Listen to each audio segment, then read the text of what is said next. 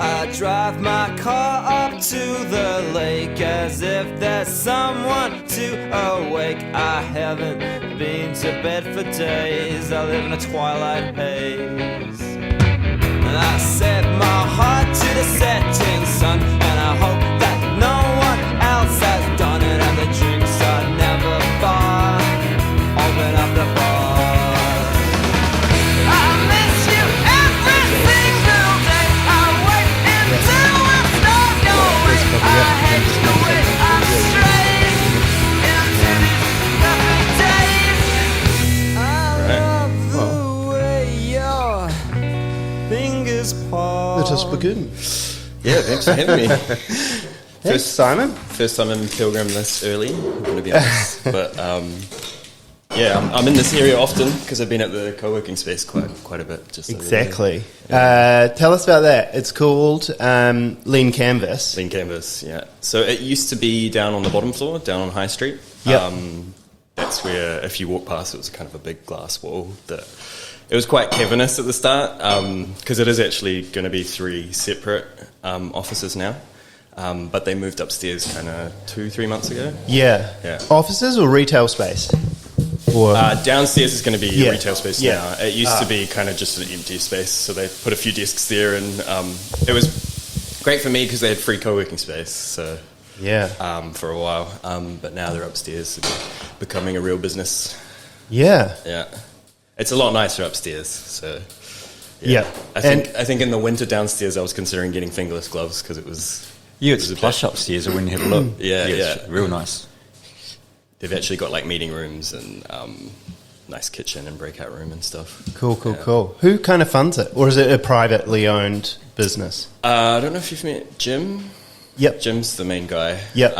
But there's actually a decent team of volunteers. It's kind of like 10 or so volunteers, also interns as well.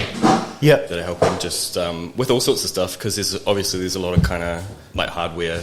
They've got external monitors you can use and stuff like that. And lots of organisation. They do lots of events. I think it's the place that does the most events in the whole of Otatahi, Christchurch. Wow. Yeah. I think they've done like hundreds over the last like year. Yeah. All sorts. They've done like the AI meetup. Okay. My favourite is the Roast and Toast meetup. Have you heard of it? Roast and Toast? It rings a bell. No, I haven't. How does that work? So the whole space is very kind of startup orientated. It's called Lean Canvas. Yeah. So it's the idea is it's a place that you can kind of test ideas and kind of use the space like to experiment. Because the Lean Canvas, traditionally it was the like it's a business plan on one page, and it just has all of the aspects of it. So it's creating like a basic outline. Yeah. The basics, starting from the basics. Yeah, actually, I don't really know so much what the actual Lean Canvas is, but it is based on that. But it's just kind of a space that you can kind of experiment and just kind of adapt and try new things. Yeah. Yeah. And you've got mostly kind of tech kind of people, like... most people are like working on their laptops, and there's quite a few meeting rooms. Like there's a big boardroom that gets quite a bit of use with like whiteboards. It's actually awesome. Some of the walls are just covered in whiteboards. It's kind of like whiteboard paint. Oh, cool! So you can kind of just like sketch and get some ideas out. Yeah. And hey, so tell us, what's your project? Like, what are you doing up there? So I'm a freelance software engineer. That's I actually studied at UC. I did computer science at UC. That was more than 10 years ago now. Almost 15 years. But I'm a web developer, so I do mainly front-end stuff, so like websites, web apps. But I also do some kind of back-end stuff. But I've been getting into AI recently, so I've done 2 talks recently here on AI. I don't like just saying the word AI because I feel like it's such a buzzword. It's a wee bit loaded now. Totally. You just hear it everywhere. You do. So if I'm talking to more technical people, like I can be more specific. Like I don't know if you know about like LLMs and vector embeddings and... Not at all. Not at all. I mean, I like just going back to the basics. Do you know, Simon, I had to look up what front-end meant. And like I kind of knew, but I also was just like, front-end is concerned with... how the website looks and, from the front, and then the back end is how it works, kind of. Yeah, exactly. Yeah, I mean, front end is anything that's kind of consumer facing. So if you're using your phone or your laptop or... Yeah, because that term UX gets bandied around quite a bit as well, which is user experience, eh? Yeah. So if you're talking with more technical people, you like to break it down a wee bit more. Well, it's not really even to get into the details. It's just to avoid using the words AI or the letters AI. Because I really do think it's just blown out of proportion. Businesses just slap it on everything. So I think even just taking it one step further and just being like, this is actually what we're using. And what is that one step further? So what I've been into recently is, and it's kind of the whole AI hype wave at the moment, it is just LLMs, like large language models. So ChatGPT is just a form of LLM. And there are lots of different forms of AI, but that is kind of the wave that we're going through at the moment. And I do think it's plateauing a little bit, but it did pop off I think I can within the last year mentally cognate into that large language model, or some sort of schematic device in my head can kind of relate to that somehow. It's the whole concept that you just harvest a ton of data, you were mentioning. This data just before, and then just giving it to an algorithm, and then the output is something that you can interact with, you can talk with. But I think there's a few key characteristics, it's inherently conversational. If you use ChatGPT or Claude or something like that, you don't just send it one. It's not like Google, where you just send it one command. It's usually like a follow-up. It's like a conversation. And I think that is quite important, especially if you integrate it into, products or software. And Well, how often in normal human interactions is it just ever one word? It reminds me of a joke where, a couple get married and the wife is like saying, I love you to the husband every day of the week. And the husband says, well, and she's sort of complaining, why don't you tell me you love me? And he's like, well, I said it on the wedding day, and if I change my mind, I'll let you know. Right. So conversations between humans, it's like constantly going back and forth, right? Yeah, exactly. There's so much nuance and all sorts. And I think that's a key differentiator with LLMs, is because traditionally when you interact with computers, it's kind of in and out, It's just like, I need this, please give it to me. Yeah. Cool, thank you. But with LLMs, it's a bit more nuanced, and it is. You can I love it. Follow up. Yeah. I've used ChatGPT a little bit, it'll give me my answer and also a follow-up question as well. Yeah. Which is real cool because it's nice. But it makes sense that the data is just going to become more complex and multi-layered and more novel as the world moves into more complexity. Well, yeah, but as well, it's kind of like we're running out of data. Yes. Most of the trainable data has been used already. There's so much AI generated content out there as well, and you can't really use that to Right, I was going to say, does that feed back through, and then does it shift? Well, that's why I think it's kind of LLMs are kind of plateauing at the moment, because especially all these big companies like Meta and Google, they're still pumping billions of money into this, but they're not getting the results that they thought they would. Potentially, it's like that's a bottleneck. Data bottleneck. That's probably not uncommon with technology in general. We probably, we often, the year 2000 when that rolled around, we thought we would have flying cars and all sorts. For sure. Never kind of happened. I mean, it's an innovation, right? Innovations happen all the time. What were you smoking, Dave, when you had all these visions? I was at high school listening to my school teacher, like my high school teacher's Milton, thank you very much. Sorry, mate. Yeah. So they're going, flying cars by the year 2024. The old watch. Yeah, and I know. A lot of that stuff does exist now, but it is 20 years later. So same with autonomous cars, right? Elon promised that ages ago, and it's still not there yet.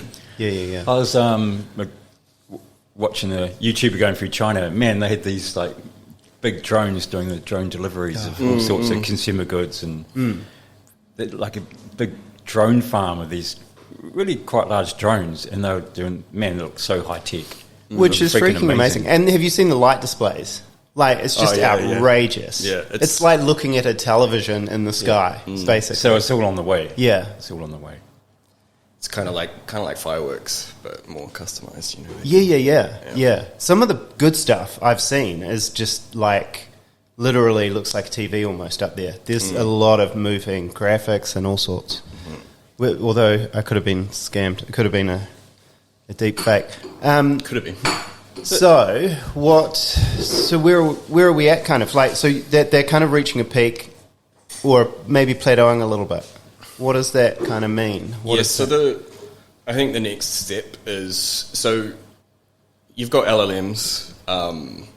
So there's a lot of the big ones that you're probably familiar with, like there's ChatGPT, there's also like Gemini, there's Facebook's open source one, Llama. Yep.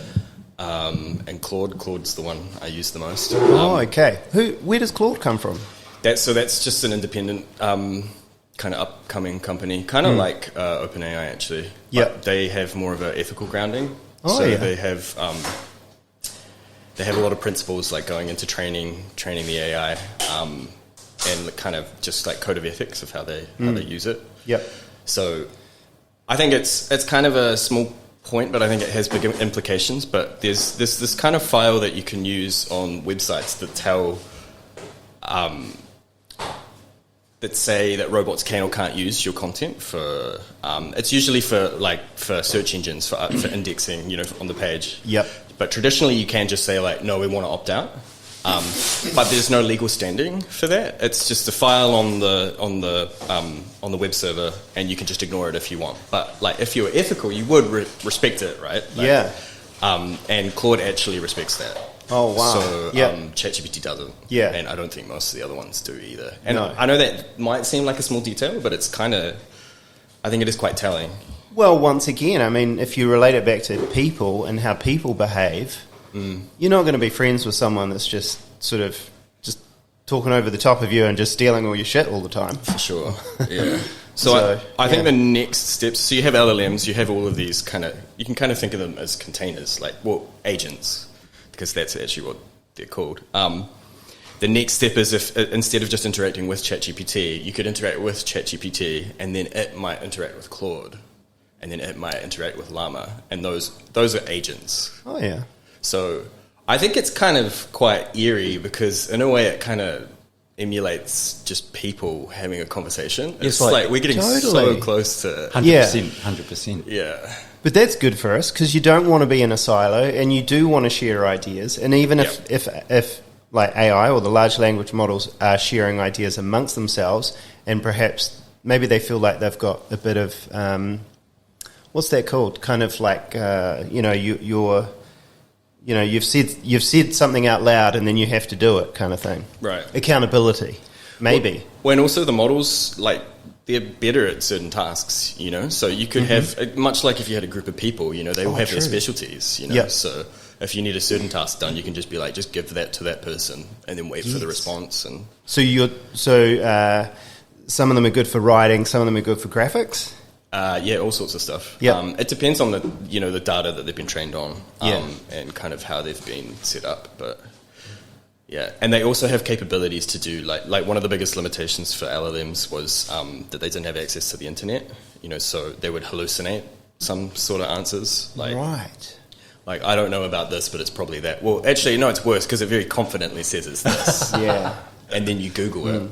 And then it's wrong. But now, even that's kind of solved because they can just call them like tools a lot of the time, like just calling external services. And yes, so you can kind of just have a room of agents or phone a friend interacting with the internet and each other. And yeah, man, that's quite a human crossover. Totally, right? Yeah, for sure. It's not many more steps of innovation until we're at kind of some artificial general intelligence, you know, until it's everywhere. Oh, yeah. I think we're going to experience it in our lifetime. Do you? The singularity, yeah. So what does that mean? Explain me through that. So the singularity, as far as I understand, it's pretty much the point where computers start to be able to improve themselves. Yeah. And that's significant because if you have like a rate of progress over time that's kind of increasing slowly like that, once computers can improve themselves, it's just going to skyrocket, like faster than we can even actually perceive. An exponential curve, yeah. Is that what an exponential curve is, where it just sort of starts off kind of like that and it goes, whoop? Yeah. So, I don't know. I mean, just think about how many huge technological innovations we've experienced in our lifetime. You know, the internet. Like, we can communicate instantly with people on the other side of the world. Yeah. Massive. It's crazy. Like, social media. It really is. When I was at school, like the original Star Trek, and they all like talk to people in real time. It's like people for that was just fantasy land. That's impossible. That can never happen because normal technical people was like, you can't happen because of this, and this. But here we are. It's happened.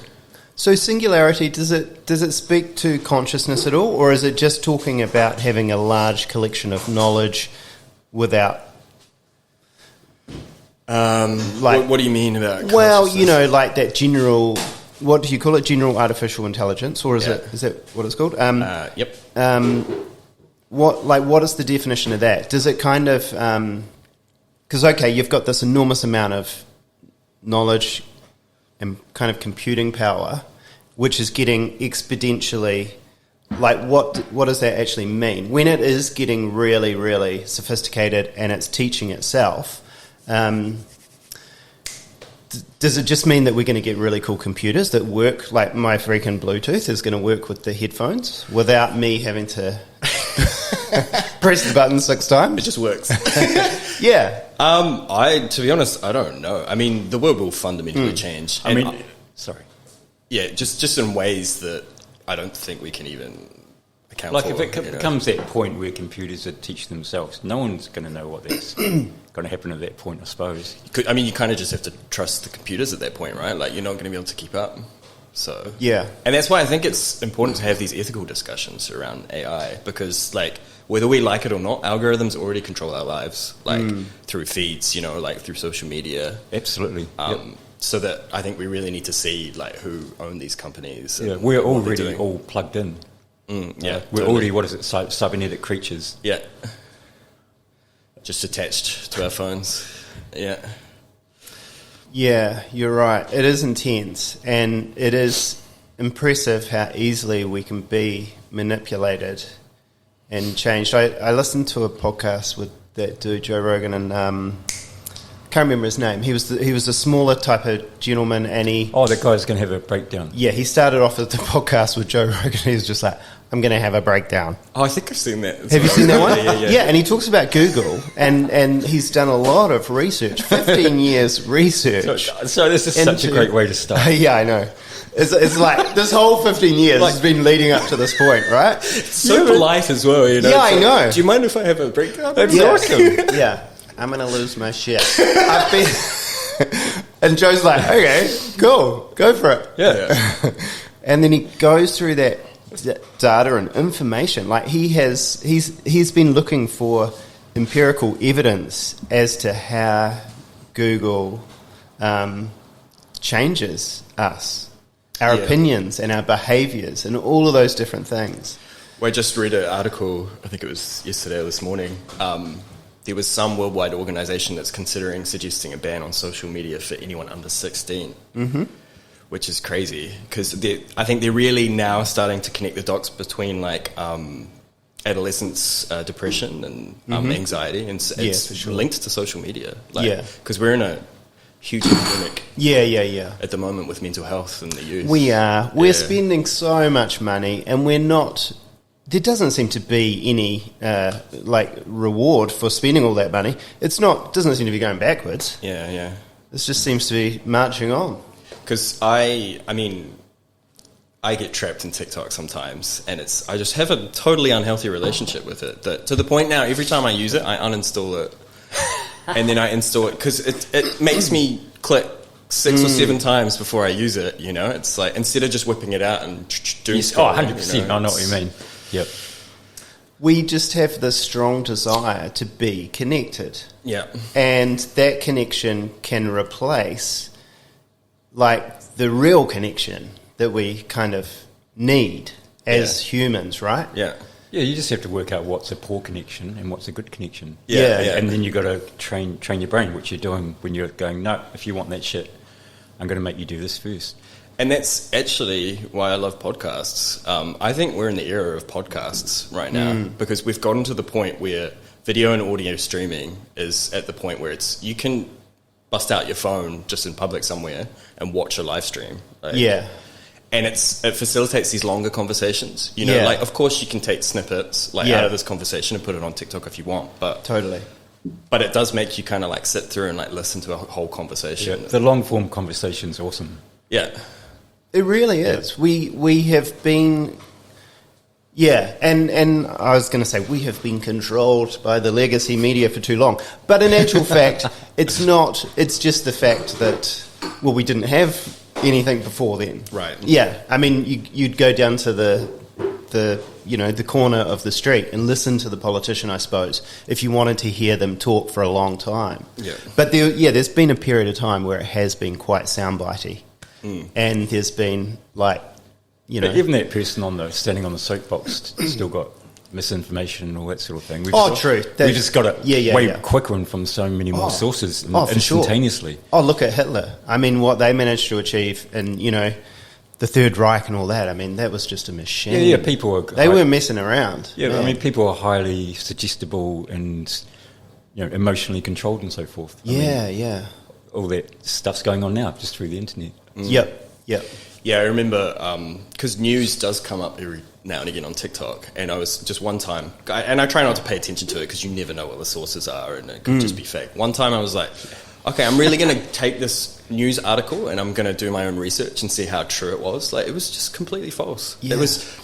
Some of it was true, but they just completely exaggerated stuff. Like, it was about a court verdict, and they said that it had already been through court, and it hadn't. Yep. And they said that the fine was like way more than it was, and then it was also being contested. It was just like, so it's just this hyperbole, titillation.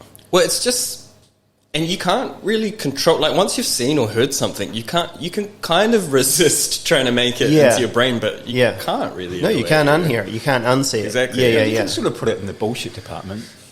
Yeah, but can you really disassociate? No, I don't think you can just. It's there. It's in there. Yeah. It's in there for your life.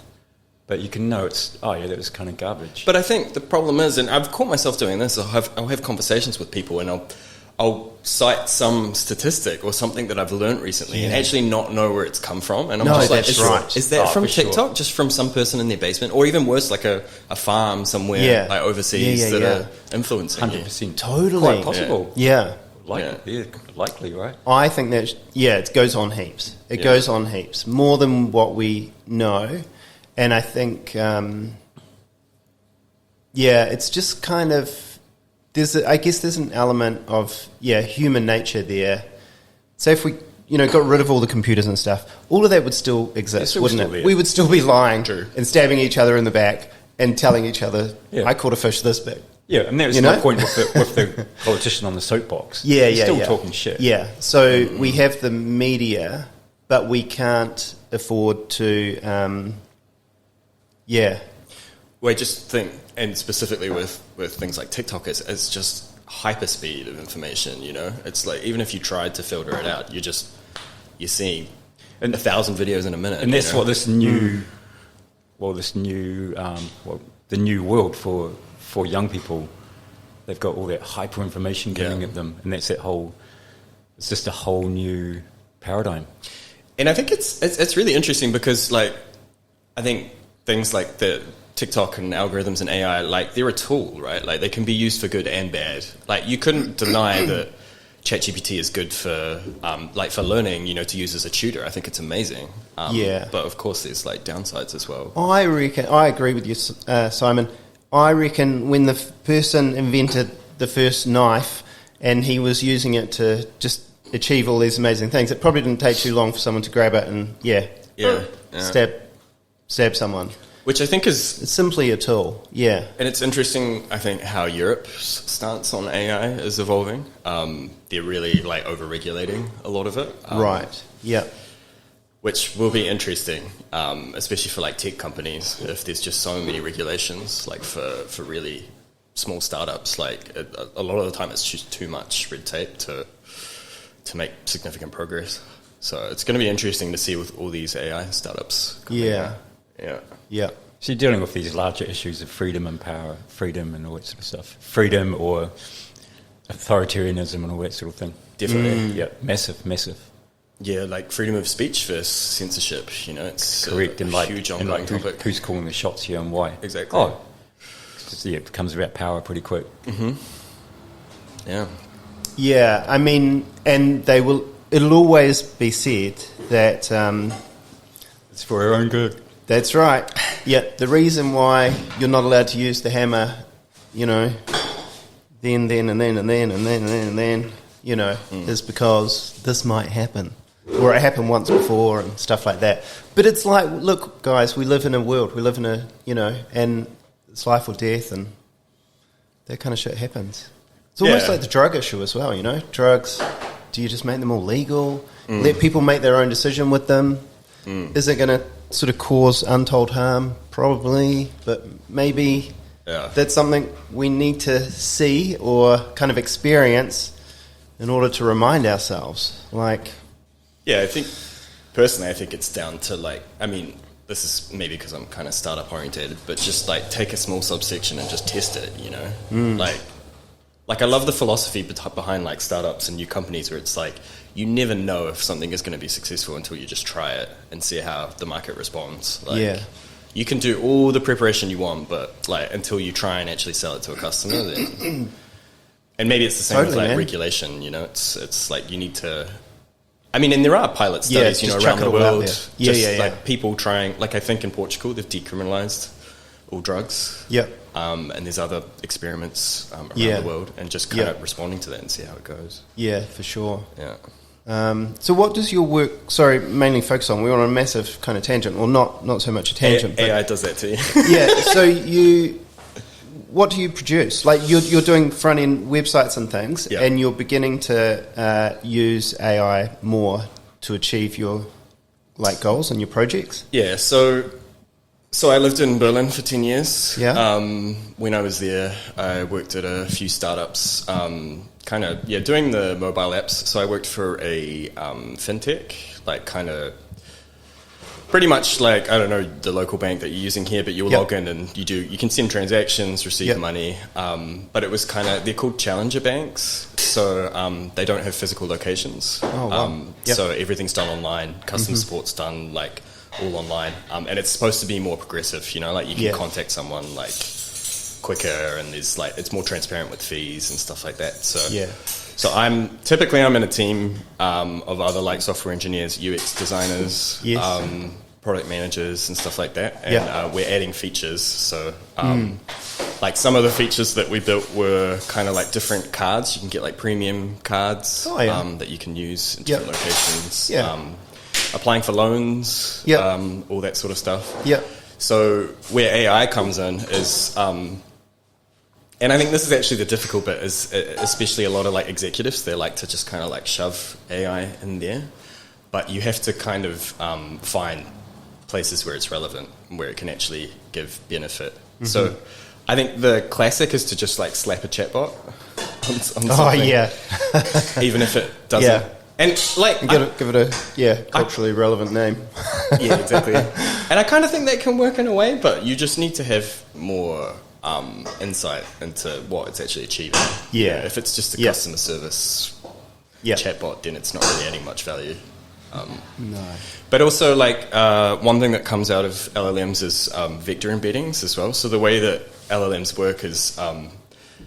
I don't know this so well, but it's like it builds a similarity graph. So you have kind of there's some point, because all LLMs do is they predict the next letter that comes out. Yeah. So that's why whenever you're using ChatGPT, it streams like that. It's just predicting the next letter. And the way that it does that is it's got a graph, huge graph, and it just knows all of the letters that are similar to it and that are most likely. Yeah. So is it sorry, I've never heard anyone say the next letter. They usually say the next word. Yeah, I mean, it might be the next token. It might be a few chunks of letters, depending on the algorithm. But yeah, it is represented in like a graph of like what's similar. So that has different uses as well. So a startup, I'm helping my friend build his startup at the moment, and they use the mechanics of that vector embeddings for similarity. So if you create it's a task prioritization tool, and you have kind of insights that might relate to some bigger chunk of work that you're doing. And what it can do is it uses this graph of data points, and it says, if you're talking about this, you probably, this might be relevant. Yeah. And it's like higher quality cool similarity lookups, pretty much, using the base technology that LLMs have kind of pioneered. Yeah. Yeah. So that's kind of a couple of the applications. I think soon in the future, we were talking about agents before, I think that's definitely going to be a next kind of step, because especially all these big providers, they're kind of baking it into their services that they're offering as well, that you can just use lots of different agents. And is that where like potentially a revenue stream could come in and like play a part? Would sponsored kind of suggestions and all that, or for sure. Yeah. So there's an interesting company here called Custom D. They just released their. So they have a product where it's farmers interface with their software to figure out their yields and how to plant and when to plant and stuff like that. They added a chatbot over the top, because a lot of the time farmers don't want to look at some complex dashboard, and go to different tabs and stuff. They just want to like chat to someone, or and they added that chatbot in, and now farmers can just like talk directly with their data, and also all of this expert information that's coming in as well. And I think the natural next step, and I think this is probably not too far away, is you have chatbots that you're typing with. What's to stop someone just hooking up a microphone and then you just you transcribe what you're speaking, it gets put into text, and then it fires it to the chatbot and gives it back. Sure. Yeah, I guess to a certain degree, Siri and those, Alexa, is it, and stuff like that are sort of a little bit like that, maybe. Well, I think Apple is actually using ChatGPT under the hood. Oh, yeah. Yeah, they signed a deal with OpenAI. Yep. Probably paying billions. Yeah. Flip, man. So, mainly working in Germany, in Berlin? Yeah, so I lived in Berlin for 10 years. I worked at quite a lot of companies, actually, like that's cool, though. 7 or 8 and that would have been during a time when the apps were just really booming. Yeah. I remember going to a phone store and buying a phone, and the guy said, "Do you use many apps?" And I said, "Nah." And this was probably about 10 years ago. I just didn't use them. Maybe I was perhaps lagging a little bit behind, everyone. But I was just totally didn't need them. There was a point of time where I didn't need them, but now you just need them. I feel like that they're way more of a necessity. Well, I think we're getting to an interesting point, because people have so many apps now that they're a bit hesitant to install another app. So it's kind of like I've just kept going. I'm on my 3rd page, or whatever it is. I should check. Yeah. When you start a new, one. So I've got 1, 2, 3, and then I've just started my 3. I saw you got TikTok there. I do. I've got 15 things. I haven't logged on for a long time. It's trying to get you back. Yeah. Pay attention to me. I know. But that's what I think is interesting, because like a web app and a mobile app, they're actually extremely similar. But a mobile app just has more access to things like push notifications, has better access to the camera, microphone, and stuff like that. So a lot of the technology, like the technology I use these days, the code is all actually quite similar. It's just kind of this really small part that is kind of like, do you want to put it on mobile, or do you want to put it on web? Yeah, it's actually the same framework. The mobile bit is just an extension that kind of makes it really easy for mobile. Yeah, because mobile is just pretty dominating now, eh? Yeah, I mean, especially in developing countries, like people don't even have computers. They've just leapfrogged over. And people don't even have like Wi-Fi. It'll just be the cell towers and their phones. Yeah. Far out. So I was working for a Mexican company remotely from Berlin. So I worked for a challenger bank in Berlin, and then shortly after, a similar company started up in Mexico, and they ended up hiring a lot of us from that previous company. And that's what we found interesting about that market, is because it was 90% Android phones, all really, really low end. Like there would just be like $100 for a phone, $200 for a phone. Right, and that affects the computing power of your phone. Yep. And does that affect how fast the apps run? Do you need to kind of like make them lean, make them kind of real streamlined, kind of punchy, just basics? Yeah, you can. Yeah, definitely. I think optimizing your app goes a lot further for low end devices. Yeah. The one surprising thing we found was screen size is actually pretty consistent. So if you have like the latest iPhone, you still get just a cheap Android new phone, but the screen is still huge. It's just the processor and the storage space and pretty much everything else. The camera, they're all worse qualities. Oh, and the brightness of the screen. But it was surprising to me because, you kind of think like having a big screen is kind of like a premium thing. But, yeah. I'm just sorry. I need to talk about the last app that I downloaded. Yeah, tell me. It's I did a first aid course with St. John's, and the last app I downloaded is What 3 Words. What 3 Words is an app which it splits the world up into 3-meter little squares, right? The entire surface of the freaking planet, and then it gives you 3 words, 3 unique words for that particular 3-meter square. So currently, just a minute, I'll just check to see. I haven't used it obviously that much. This is the problem. I don't know how to use it, but I think at the moment it is. Where am I? Oh, you can just kind of click on the squares. Here we are. So, boom.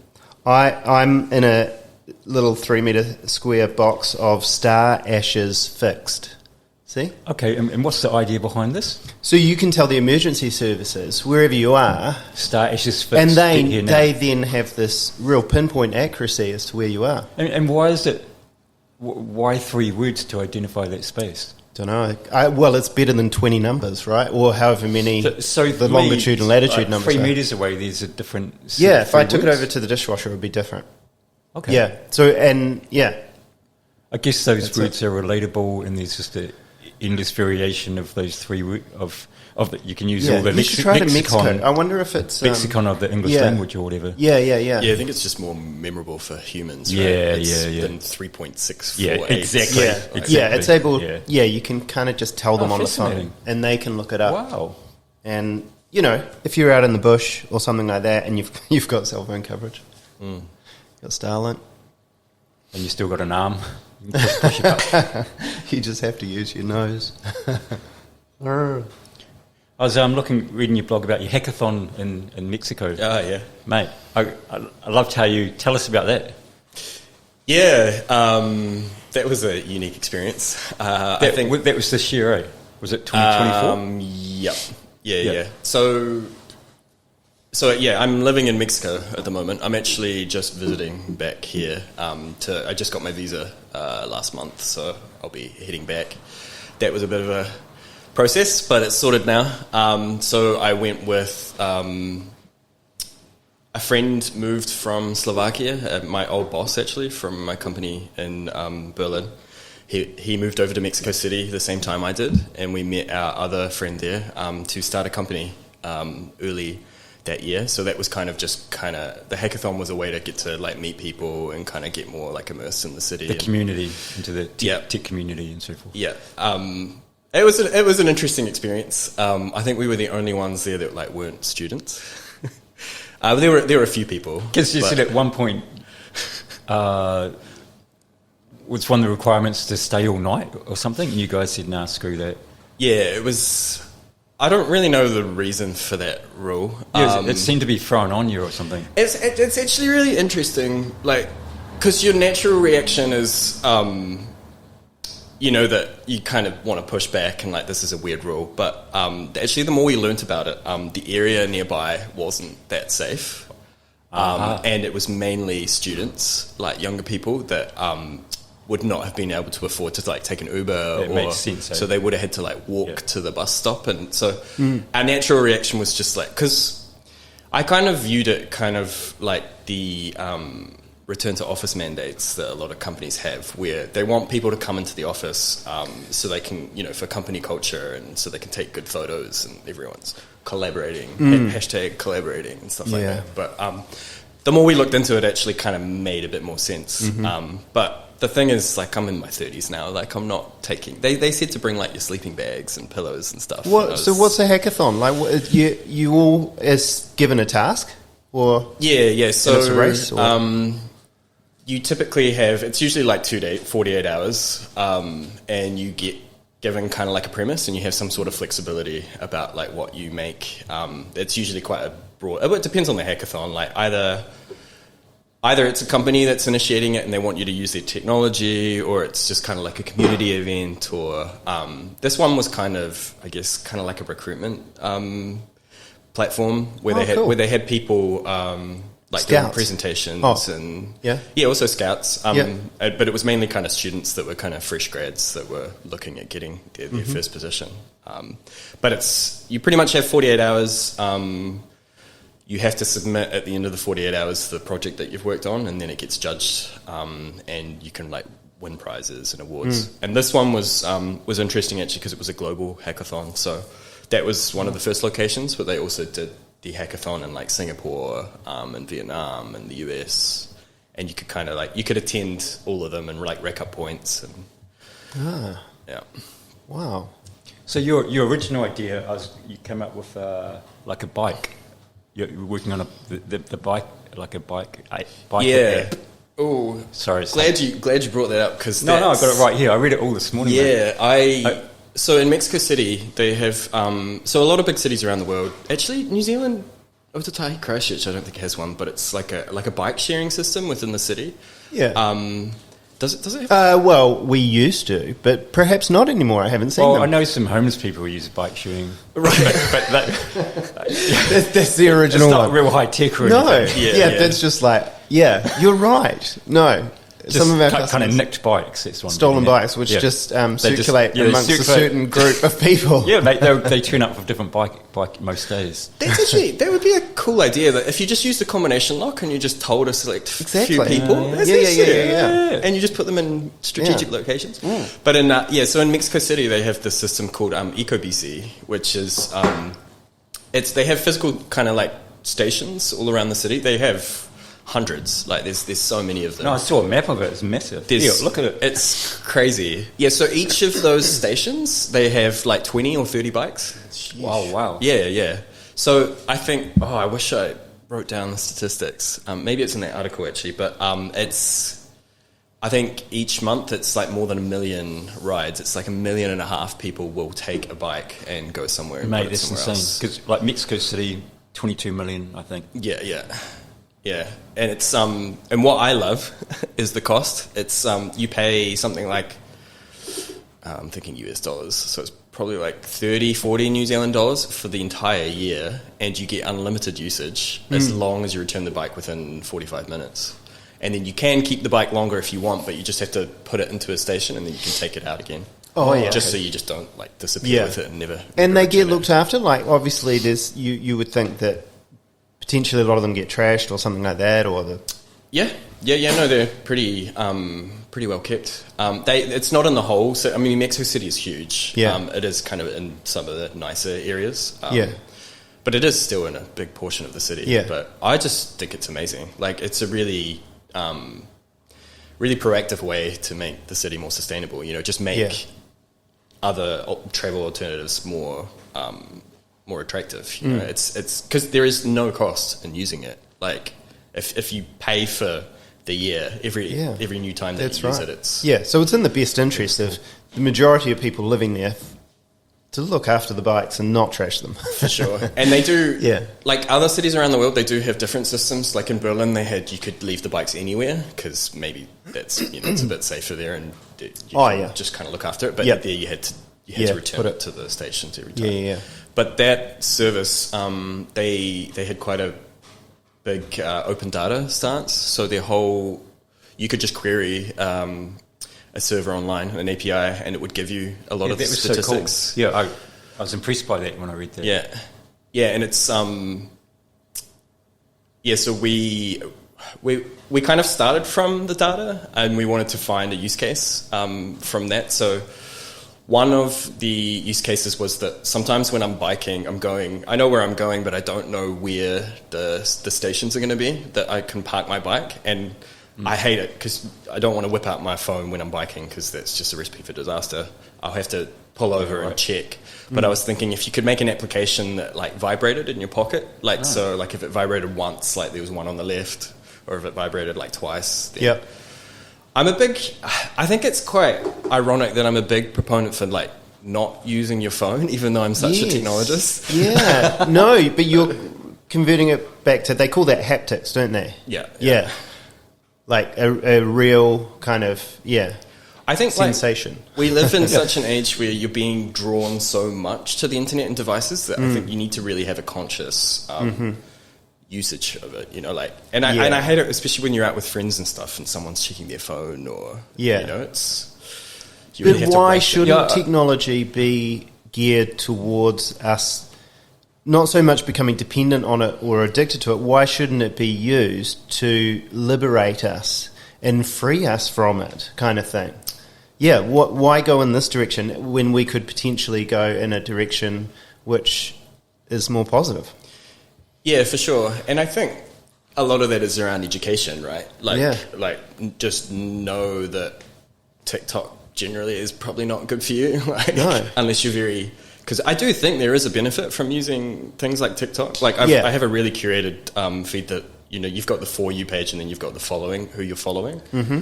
And I think it's really useful for getting a lot of like high quality information into your brain, like as long as it's curated, it's not just kind of fluff, Yeah, absolutely. Yeah.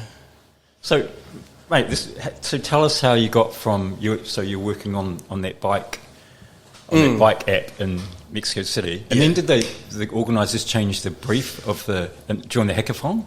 Yeah. So we kind of misunderstood the requirements. So we thought that they give you. So they had 3 tracks.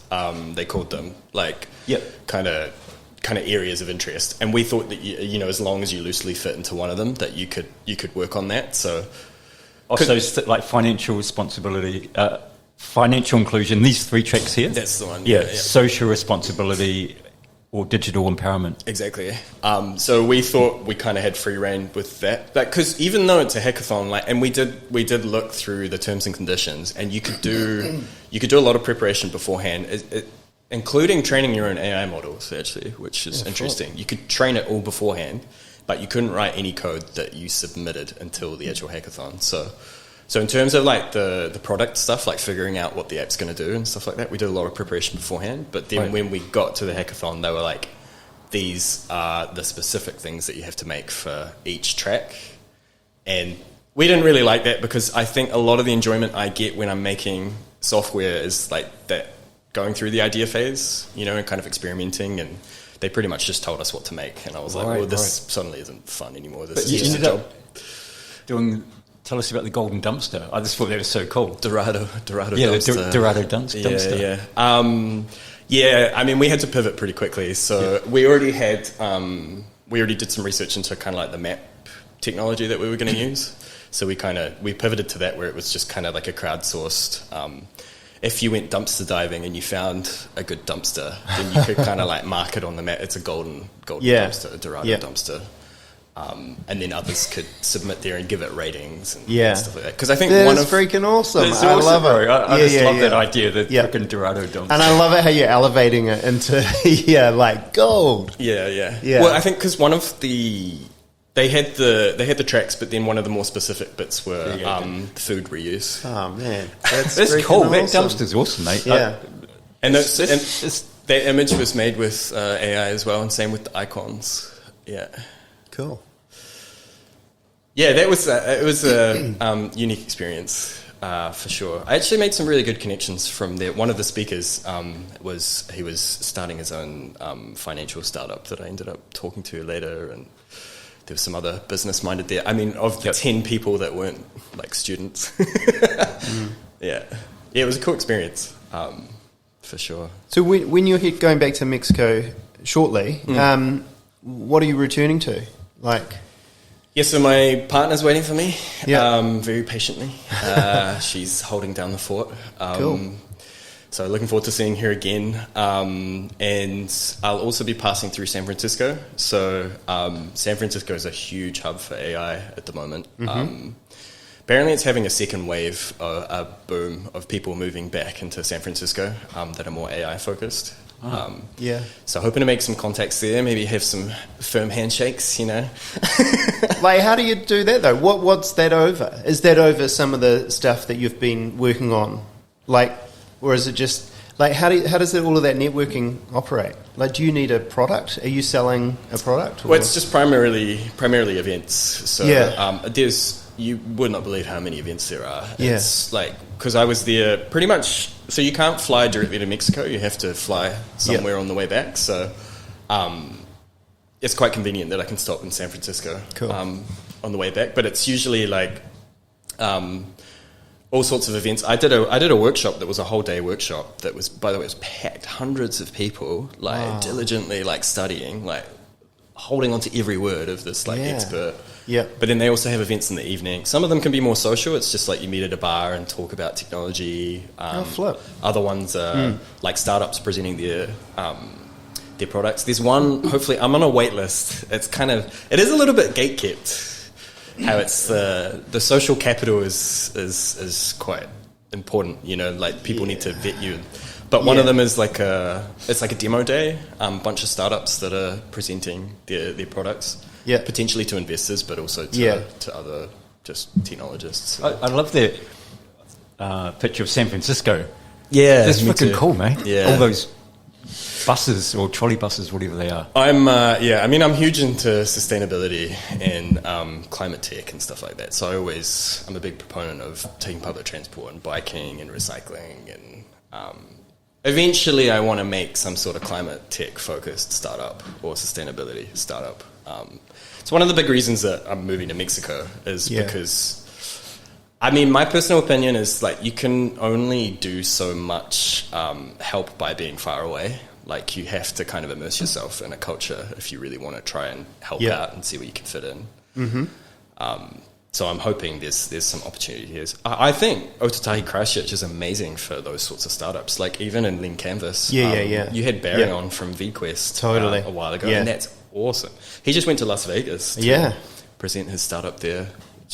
It's amazing. So when they're presenting it, does it mean, can you just once you find out about a business, do you just go away? It's something you've got something mulling around in your mind, thinking I can make that product a little bit better, and then you're allowed to, and they might buy your services once you've kind of done it, or how does it work? How do you get paid? Do you? Yeah, so it's kind of ironic because once you work for yourself, it's kind of, you don't have a single boss anymore, but you kind of have a million because the whole world is your boss, right? The market is your boss. Yep. So, there's multiple different approaches. The more classic startup approach is that you'll get capital from investors, from venture capitalists. But there's a growing trend at the moment, and the friend that I'm helping build his startup now, it's they're self-raising and they're growing slower. So it's called bootstrapping. Where you kind of more organically try and find customers over time. I think it's a better approach because you're not just... I don't know, if you're given millions of dollars, you're probably not going to spend that the best way. You know, how do you even handle that? A lot of responsibility. And, it's... some people seem to be a lot more comfortable taking millions of dollars off of people. And, but, man, I wouldn't be. Business, like you say, it's... just doing it, you can think it all through, you can do the theory, you can do the planning, and then once it's kind of boots on the ground, it's a whole different story. Totally. Man. Yep. But essentially you just have to find customers. That's one of the most difficult things when starting a company is getting your first customer. So, sorry, did you tell us what the one is, the startup that you'll be working with in Mexico? Is it a fintech one? Is it a financial one? Or? No, so that's one of my previous So what are you doing? What's the current one? So I'm working with, I'm helping my friend with a startup at the moment, so we'll be continuing that when I'm going over there. And what is that startup? Sorry? So that's rough.app. That's Jacob. Jacob, you've probably met. Jacob. Yeah. He comes in here quite a bit. I want to get him on the podcast next week, but I haven't. I haven't got around to sending him an email. Well, I'm sending him today, so cool, man. I haven't forgotten about you, Jacob. So there's that, and then also, so my ex-co-founder, his family has an accounting firm in Mexico, so I'll be helping build them. They're going international, instead of just Mexico, so I'll be helping with that, and then also I might have some potential projects coming up. I have a call with someone today, and some other more kind of like startup-y ones. So you can just do work for people, and these people they've got ideas, but they don't have the skills to kind of. A lot of the time they just need support, like building faster, releasing features, fixing bugs. Like this conversation I'm going to have with someone today is they just said that they've got a developer in Ukraine, and I think he's doing a great job, but it's the time zone difference is really just killer. The war doesn't seem to be affecting him, or I mean, I shouldn't say it so casually, but wow, he's so it's actually quite an interesting point because when I was living in Berlin, we were working remotely with a Ukrainian developer, and he was hands down the best developer in our team. Yeah. And it's because they just have a lot more motivation to perform, you know, like they need to keep their job. Yes. And he was pretty much all of the money that he was getting, he was just giving straight to the army. Yeah. It's insane. Oh, right. And he was the most professional, you know, the most level-headed, most professional person, you know, like very prompt, always on time, like delivering everything. So where was he giving his money to? The army. Supporting the local army. Yeah. And humanitarian efforts, building local communities. And that's amazing. When the crazy thing is that, like, we jumped on a call because we were working on a feature together, and I was like, hey, if you don't mind me asking, like how are things going? Like, what's going on in Ukraine? Yeah. And the first thing he said was like, thank you so much for asking. I feel like nobody talks to me about this. Oh man, it's the first thing I thought of when you said Ukraine. I mean, I'm surprised. But no one talks. Yeah. You know, I think specifically in a professional environment. Yeah, I suppose because like work is work, right? You can't really bring too much personal stuff in there. You're still expected to perform. Yeah. People are just probably maybe a bit uncomfortable about it. Perhaps. Who knows? Who knows what the social reasons are? Yeah, totally. But for them, for the customer, it's a timing issue. Like they just can't. How quick do they need it? Also, because I just talked to him yesterday, and I don't think he would say that. My perspective is that that is the issue, because the thing is there's no overlapping work hours. So if you need something, it's kind of like you send a quick message. Usually you would get a reply within half an hour, like, oh, just do this. Yeah, I see. But instead it's like, instead of a few minutes, it's 24 hours. Yeah. And they get back to you, and then it's like, oh, did you try this? Yeah. And then suddenly the next day it's just like, oh, yeah, I tried that, it didn't work. And then it's another 24 hours. You're right. It's like you're communicating from Mars or something. Yeah, exactly.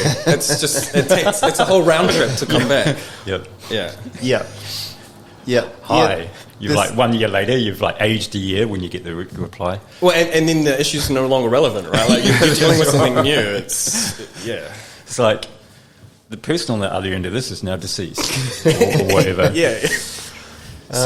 So it was. So typically, I get contracted to kind of just release stuff faster, like build out features. Okay, cool. Or I mean, a lot of the time, although like I deal a lot with code, a lot of it is a process issue. You know, like you're being given a task, but it's just not clear at all what you're supposed to be doing. I see. You know, like oh mate, just I remember when Dave was fitting out this cafe, just communicating with the tradesperson on how to lay the tiles. That's freaking complicated, and you're there in person, and they still got it wrong. Yeah. So, and also people just don't know what they want a lot of the time. Like, you're right. It has to be more. I was going to say that like, the business owner can be at fault often. Not at fault, but I mean, it's a complex social Sometimes situation. the tradie knows more, and it's good That's true. for the business owner to listen to the tradie. But Sometimes not. But if you want them stylistically laid on the diagonal and they still lay them straight, it's like that tradie needs open his ears up, mate. What's the word? Capitulated. Is that the correct word? Like, I think I just was capitulated. what the hell? Well, you got so much shit going on. Yeah. There you go. Just get it done. Hurry up. Yeah. Whatever. Yeah. Yep. It's pretty complex. Man, you're just part of this global, dynamic, energetic system. The whole tech system. Yeah, and that's why I think, like, going back to, I think a lot of the time it's not just about the code; it's about the processes. And a big part of that for me is like processes around communication. Because traditionally, like, we've evolved as humans to have like synchronous communication. You know, like I'll say something and I'll wait for you to respond, and then you know, wait for you to respond. But I think we are trending towards, and a lot of tech companies are working this way, as to asynchronous communication. So you say something and you don't know when it will come back. And so it's like designing processes around that support that you can still be productive, not knowing when the answer is going to come back. What's the benefit to that? It just makes you more productive, I guess, with complicated like time zones, like differences in time zones. And so the key, like the thing is with that, the example with the Ukrainian developer is like, so one of the principles that I really believe in, especially with companies, is just having open communication. So instead of like private messaging someone, being like, hey, do you have that thing? Can you get back to me? If you ask it in a public channel, that just has so many more benefits. Where if someone else knows it, because a lot of the time you'll ask someone a question and they'll be like, I just need to talk to person B, and then I'll get back to you. But the thing is, like, if you could just forward them to that person, you know, so that, or even better yet, you don't need to forward them. Someone sees that conversation happening and they can just jump in, you know. Yeah. And I think, but the problem is that you need to kind of design these processes. They don't happen naturally, like, because as humans we just fall back to our default behavior, and we don't really know how to use these tools and processes effectively. So I mean, that system where you got a whole bunch of people watching that conversation, that's better than our normal synchronous conversation. Yeah, definitely. You've got other biological nodes involved. Yeah. Well, it just means you can collect like more people's opinions faster, you know, and you can get feedback faster. Exactly. Yep. Because that is the strength of the internet, right? Like you can send one message and potentially millions of people 100%. could read it. And then like you want to get their feedback as well. And how do you get that feedback? Yeah. How do you consolidate? So forums are an example of that. Like, I've got a problem with this, and then a whole bunch of different people can answer the 100%. Come out with a and then solution. you've got to filter through the information you just received. And that's why, like, you've got processes, but then under that and then underpinning the whole thing is company culture. Like, if people don't feel safe posting something in public because they think they're going to be reprimanded or, like, made fun of or something like that, then it just completely, the whole system falls apart. I mean, that's just like somebody's family if you don't feel safe at home. You know, that whole safety thing is similar on a personal, family or global level. Totally, yeah. And that's why company culture is super important. And I don't mean company culture in the way that every employee is your best friend. Like, no, they that's don't right. have to be your friends. It's just you have to be able to trust and respect each other. Professional relationships, exactly. Yeah. Because, you know, we've often talk about that guy, Terence McKenna, saying culture is not your friend. And, you know, I mean, it's not, it's not your friend. It's sort of amoral, right? It's not good. It's not evil. But it can change. Once it becomes embedded, it can sort of be an obstacle, right? It can, a loving, safe culture probably is your friend. Yeah, that's right. But, So it's kind of amoral. I think what McKenna is getting at is perhaps, you know, to be very aware of culture and how it affects you as a it's certainly autonomous being, and to learn to think for yourself. That's where he was coming from. It's psychological safety. Yeah, like, totally. If you feel comfortable and safe, you're going to perform better. 100%. You just, you know, you're going to talk naturally, and creative ideas is going to flow out. You totally say 9 stupid things, but that tenth thing that you say. It's a fucking goldie dumpster moment, mate. Exactly. Yeah, that's what people enjoy about podcasting as well. Right. It's because you get to talk to a whole bunch of people, and you know we're being recorded. Every word that comes out of our mouth is being recorded, and it's kind of like, what am I going to say? Am I going to say something really dumb? But also very... but the more you kind of practice it, the easier it becomes, and you lose a lot of fear. I think it's just fear, right? We have fear of each other. Yeah. Just kind of... That's exactly what it is. Yeah. Insecurities and stuff. I mean, it's human nature to not trust things you don't know much about, right? Yeah. Like it's... And you've got to stay guarded or someone's going to jump on you. Exactly, yeah. But I like to think we're evolving to a point where you can trust each other more and we can kind of elevate. That is crazy. 100%. Crazy. No, I'm kidding. Yeah, there's some road bumps along the way, but I think I'm optimistic about look, when you trust yourself, you can sort of get a good readout of other people. And that actually... you can tell when someone's a bit sly or whatever, or a bit guarded, because if you're used to being around open people who are manipulative and untrustworthy just stand out. Unless they're like professional psychopaths or something, some of those people are pretty good at pulling the wool over your eyes. But all that aside, an environment of love, trust and creativity and expansion and all of that, that's the world I'd probably prefer to live in. Yeah, and I think especially when you're starting like a company or a startup or a business, like as you said, once the culture gets solidified, it's really hard to change that. So I think it's really important from the start, like to really have a conscious effort and like making a healthy culture. And that's what would that be described as human capital? Don't know. I don't know. In what way? Just where your primary assets are right. the human community. Yeah. Right, yeah. It might not be quite the right phrase, but it's all about people. People first or whatever, or something first. Or other. Yeah. Often profits and money are just the driving force, right? Yeah. And that just messes things up. When things... You do got to make money. But well, you do, but it's a balance, right? Exactly. Yeah. Soylent Green. Oh, Soylent Green. Wasn't that the movie where they like mince people up and feed it back to the... Yeah, mate. Have you seen that, Simon? Soylent Green? Yeah.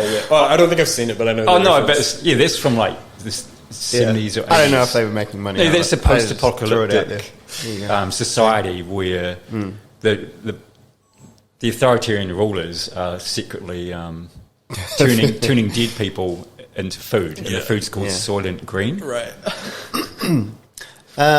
So a sense of humour plays a part in it as well, because we don't know you that well, Simon, and like when you crack a joke, we can't assume that you get it. So I had to say before, I'm just kidding, like that was a crazy idea. Right. And it's like that even a little thing like that has an impact on having a conversation.